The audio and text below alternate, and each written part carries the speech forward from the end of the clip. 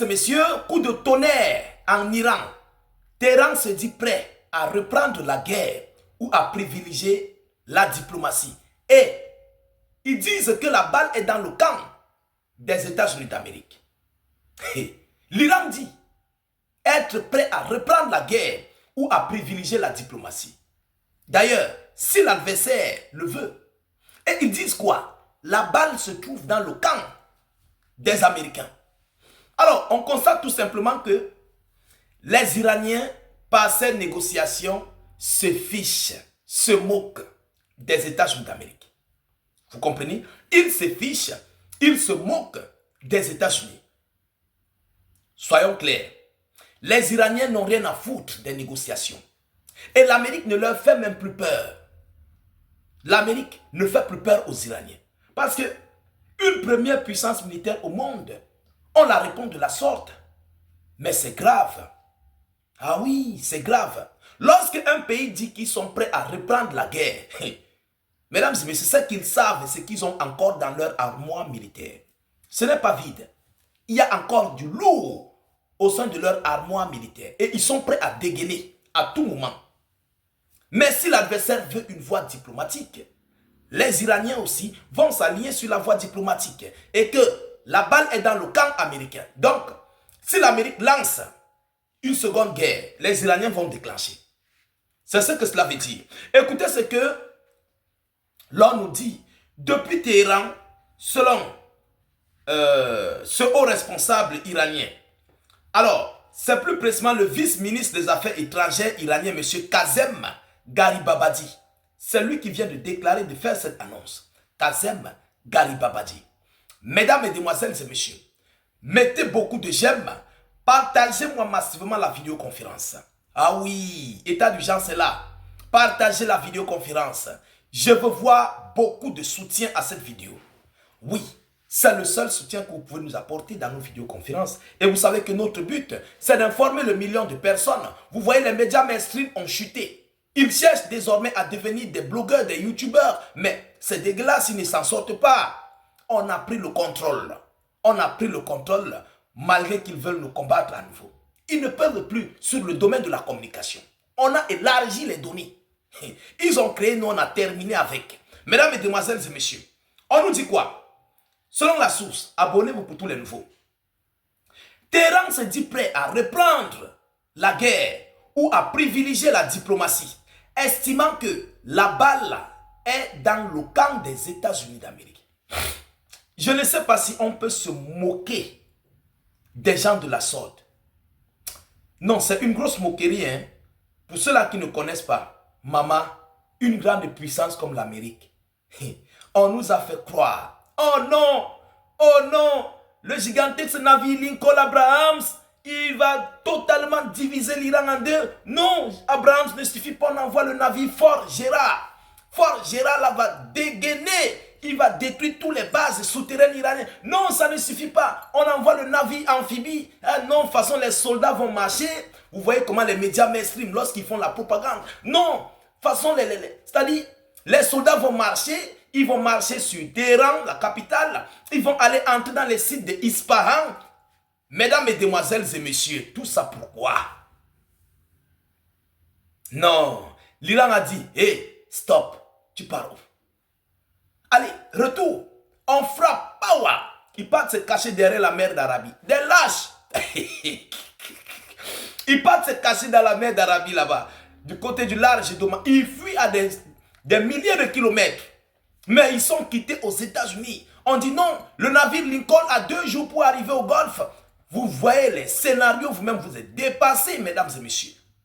Vous quittez des centaines de kilomètres, des milliers de kilomètres, pour aller vous abriter, vous cacher derrière la mer d'Arabie. Pourtant, entrez dans le détroit d'Ormuz, mettez-vous face à l'Iran et puis bombardez. Ah non, Donald Trump mérite une raclée, ce monsieur. Il mérite d'être giflé, mais de la plus belle des manières. Avec le gasoil dans les navires, les soldats, plus de 5000 soldats par navire, tu peux les cacher derrière la mer d'Arabie. Mais Donald Trump, oh là là là là, ça c'est un paresseux. Hein?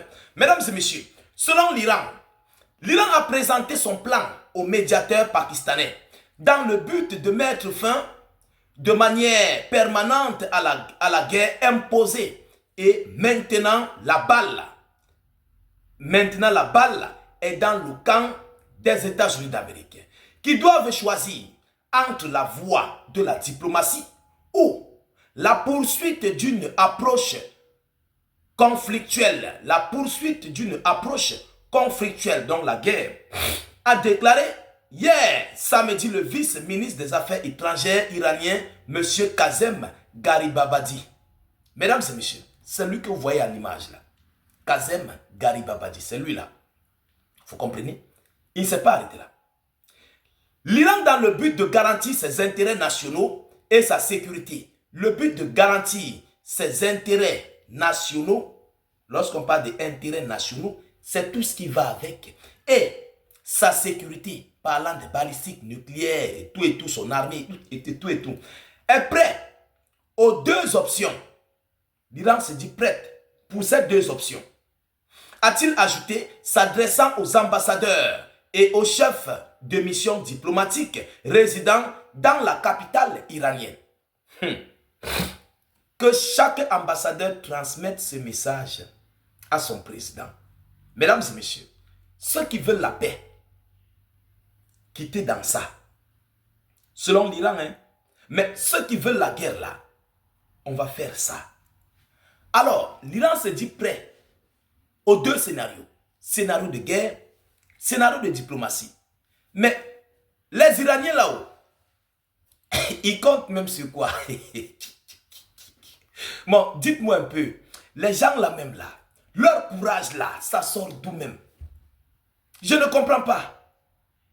Depuis, je me pose la question que, mais, ils ont quelle écorce? Il faut aussi que les Africains consomment ça. Ils utilisent quelle écorce même au juste? Ces gens-là. Non, pour eux, leur courage là, c'est inédit. Hein? Non, c'est inédit. C'est une dinguerie, mesdames et messieurs. Mais les gens se lèvent un matin, on dit, ils disent à la plus grande puissance militaire au monde que si vous voulez la guerre, on va vous faire la guerre. Mais si c'est la diplomatie, nous sommes prêts. Et entre-temps, la balle est dans votre camp. Non, de vous à moi là, les Iraniens là, leur courage là, même les Russes n'ont pas ce courage. Oula, les Russes n'ont pas le courage des Iraniens. Il n'y a que l'Iran, la Corée du Nord, le reste là, ce sont des danseurs dans l'eau. Oui, ce sont des danseurs dans l'eau. Russes, Chinois, ils dansent tous dans l'eau. Je n'ai jamais vu ce courage. Depuis que Poutine crie, non, on va frapper les capitales occidentales, mais les mêmes occidentaux te frappent via l'Ukraine. Tu attends quoi? Voilà l'Iran. L'Iran frappe sur ses adversaires. C'est-à-dire, tous ceux qui donnent leur ciel et terre là, l'Iran frappe sur eux. Poutine, tu attends quoi? Vous dansez dans l'eau. Vous dansez dans l'eau avec ces gens-là. Copiez un peu l'Iran. Demandez à monsieur Abbas Arachi ou bien Massoud Pezeshkian de vous donner un peu leur écorce. Vous croquez un peu. Et puis on va voir clair qui a mis l'eau dans le coco. Avec toutes les armes que vous avez. Hein?